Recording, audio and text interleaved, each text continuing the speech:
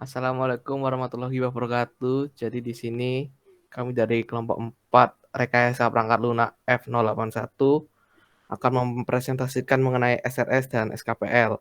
Sebelum itu perkenalkan nama saya Ivan Christopher dengan NPM 2008101086. Berikutnya saya Alfian Dwi Sanjaya, NPM 2008 10 10 100. Berikut nama saya Muhammad Jafar Fitriansyah dengan NPM 095. Perkenalkan nama saya Adil Sandiwardani dengan NPM 021. Di sini ada pokok bahasan dari materi ini, yaitu yang pertama ada SRS, Software Requirement Specification, sama SKPL, Spesifikasi Kebutuhan Perangkat Lunak. Definisi SRS. Software Requirement Specification adalah dokumen yang menjelaskan tentang berbagai kebutuhan yang harus dipenuhi oleh suatu software. Dokumen ini dibuat oleh developer atau pembuat software setelah menggali informasi dari calon pemakai software. Pembuatannya pun seharusnya mengikuti standar yang ada dan paling diakui oleh para praktisi rekayasa software di dunia. Oleh karena itu, standar yang akan dibahas di sini adalah standar dari IEE. Standar IEEE. IEEE membuat standar SRS agar dokumen penting itu tidak ambigu dan tentu saja komplit. Dengan standar itu, si pengguna dapat mencurahkan semua keinginannya terkait software tersebut dengan jelas dan akurat, sehingga sang developer pun dapat memahami apa yang diinginkan pengguna dengan tepat. Bahkan, bagi perorangan, standar ini dapat membantunya dalam mengembangkan outlet SRS yang baku, khusus untuk perusahaannya, membantunya membuat dokumen SRS dengan format dan isi yang standar, serta membantunya mengembangkan rincian-rincian pendukung lainnya. Syarat yang harus dimiliki dari dokumen SRS. Yang pertama adalah mendefinisikan kebutuhan software dengan benar.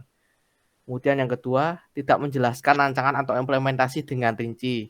Penjelasan tersebut tidak diperlukan karena bagi user, hal tersebut itu sudah lebih teknis dan tidak perlu dijelaskan secara rinci. Dan yang terakhir, tidak memaksakan penambahan suatu batasan dari perangkat lunak. Hanya manfaat SRS. SRS yang baik akan bermanfaat bagi customer, supplier, ataupun perorangan. Manfaat-manfaat tersebut antara lain yang pertama, sebagai bentuk perjanjian antara customer dan supplier tentang software apa yang akan dibuat. Yang kedua, mengurangi beban dalam proses pengembangan software. Yang ketiga, sebagai bahan perkiraan biaya dan rencana penjadwalan. Yang keempat, sebagai dasar validasi dan verifikasi software di ujung penyelesaian proyek nantinya. Kemudian yang kelima, memfasilitasi transfer. Semisal software tersebut ingin ditransfer ke pengguna atau mesin-mesin yang lain. Customer pun merasa mudah jika ingin mentransfer software itu ke bagian-bagian lain dalam organisasinya.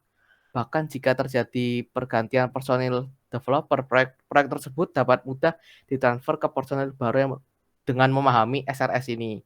Kemudian yang terakhir, mendasari perbaikan produk software di kemudian hari. Jadi, kadang SRS boleh diperbaiki dengan alasan dan mekanisme tertentu serta atas kesepakatan antara customer dan developer. Sebagaimana dokumen-dokumen lain yang berisikan penjelasan detail mengenai hal yang akan dikerjakan, dokumen SRS juga dapat membantu pihak ketiga memperkirakan biaya dan waktu pekerjaan. Dokumen ini juga dapat membantu kepada developer dari pihak ketiga untuk menentukan teknologi yang diperlukan untuk menyelesaikan pekerjaan. Bukan hanya itu, beberapa hal ini juga dapat terbantu berkat adanya dokumen SRS. Yang pertama, UI atau UX designer. Dari pihak ketiga juga mendapatkan gambaran tentang proyek secara utuh sehingga dapat menyesuaikan desain dengan use case yang tersedia dalam SRS. Software tester mendapatkan informasi untuk menyiapkan pengujian terhadap fitur-fitur yang akan dikembangkan dan disesuaikan dengan kebutuhan bisnis klien. Kemudian yang ketiga ada end user. End user dapat memahami tentang gambaran umum software yang akan dikerjakan dan hasil yang ingin dicapai. Kemudian yang terakhir untuk investor. Investor pun bisa mendapatkan informasi lengkap tentang fitur-fitur yang ada di dalam sistem, sehingga bisa membuat keputusan investasi yang tepat.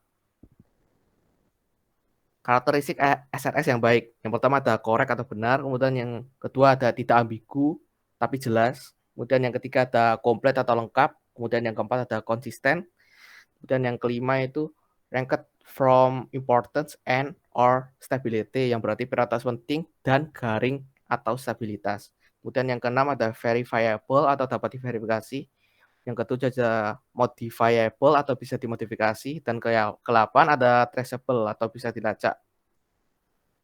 Yang dibahas dalam SRS itu ada 5 poin utama. Yang pertama ada fungsionalitas, antarmuka eksternal, performansi, atribut, batasan perancangan. Fungsionalitas sendiri itu mengenai untuk apa suatu perangkat lunak itu dibuat. Kemudian untuk antarmuka eksternal itu dengan apa perangkat lunak itu berinteraksi dengan user, sistem hardware, perangkat keras di luar sistem, dan perangkat lunak lain.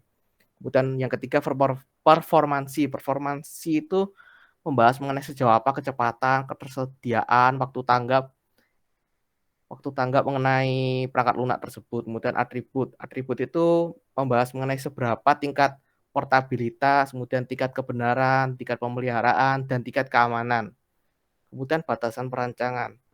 Batasan perancangan itu mengenai apakah diperlukan suatu standar, bahasa khusus, kebijaksanaan, integrasi basis data, batasan sumber daya, dan lain-lain dalam pembuatan perangkat lunak tersebut.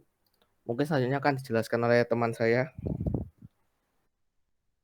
Baik, yang selanjutnya adalah langkah-langkah menyusun dokumen SRS ini sendiri. Yang pertama, membuat sebuah outline dokumen. Langkah paling awal dalam membuat dokumen SRS ini, yaitu dengan menyusun kerangka atau outline dokumen. Berikut ini contoh mendasar dari sebuah kerangka dalam dokumen SRS.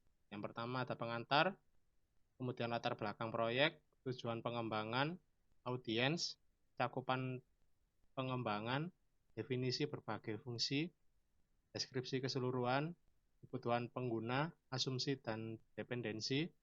Yang terakhir, fitur dan kebutuhan sistem yang meliputi sistem fungsional, sistem eksternal interface, fitur dalam sistem, dan sistem non-fungsional. Langkah kedua yaitu mendefinisikan tujuan dari perangkat lunak tersebut. Setelah menyusun outline, penyusun harus menyempurnakannya dengan menentukan tujuan software yang akan dibuat dalam awalan dokumen SRS. Bagian ini merupakan penjelasan mengenai audiens yang dituju dan cara mereka menggunakan software yang akan dibuat. Kemudian selanjutnya ketiga, memberikan gambaran umum.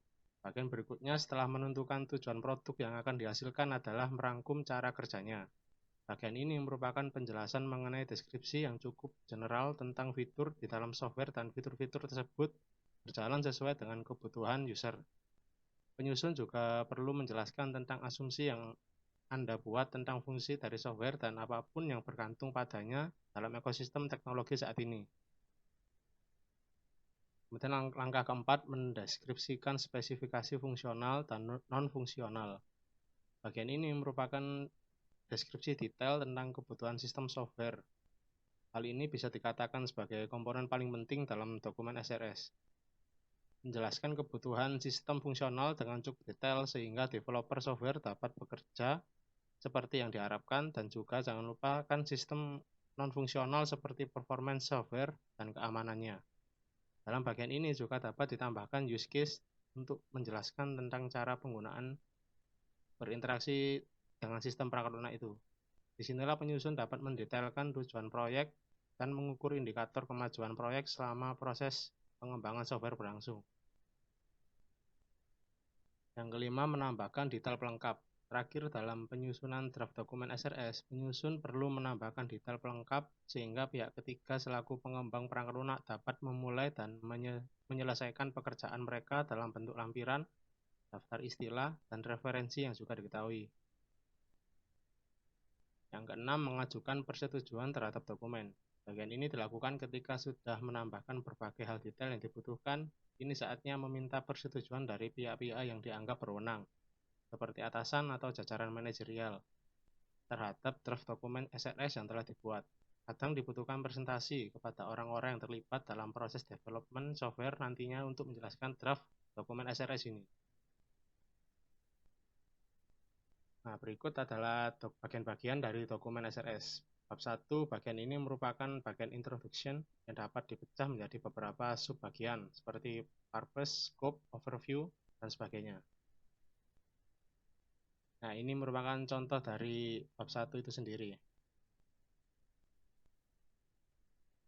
Kemudian lanjut ke bab 2 yang berisi overall description yang dapat dipecah menjadi beberapa subbagian seperti product perspective, product function, constraints, dan lain sebagainya. Ini merupakan contoh dari dokumen SRS bab 2. Dan lanjut bab 3 yang berisi specific requirement yang dapat dipecah menjadi beberapa subbagian seperti external interface requirement, functional requirement, dan lain-lain. Ini merupakan contoh dokumen SRS bab 3-nya. Dan bab 4, bagian ini merupakan yang berisi mengenai appendix yang menjelaskan mengenai cost estimation atau perkiraan harga.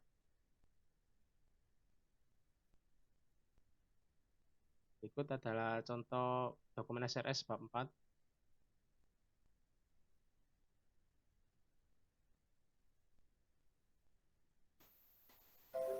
Dan selanjutnya yaitu definisi SKPL atau spesifikasi kebutuhan perangkat lunak.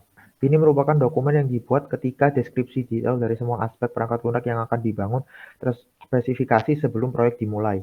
Perlu dicatat bahwa SKPL formal tidak harus dalam bentuk tulisan. Namun, ketika perangkat lunak akan dikembangkan oleh pihak ketiga, ketika kurangnya spesifikasi akan membuat masalah kritikal dalam bisnis, atau ketika sistem sangat kompleks atau bisnis kritikal, SKPL harus dijustifikasi. Struktur SKPL. Secara alami, informasi yang termasuk dalam dokumen SKPL tergantung pada jenis perangkat lunak yang dikembangkan dan pendekatan pengembangan yang akan digunakan. Jika menggunakan pendekatan evolutionary untuk produk perangkat lunak, maka dokumen SKPL akan meninggalkan banyak bab terperinci yang disarankan. Fokusnya akan pendefinisian kebutuhan pengguna dan kebutuhan sistem non-fungsional tingkat tinggi. Dalam hal ini, perancang dan pemrogram menggunakan penilaian mereka untuk memutuskan bagaimana memenuhi garis besar kebutuhan penggunaan untuk sistem.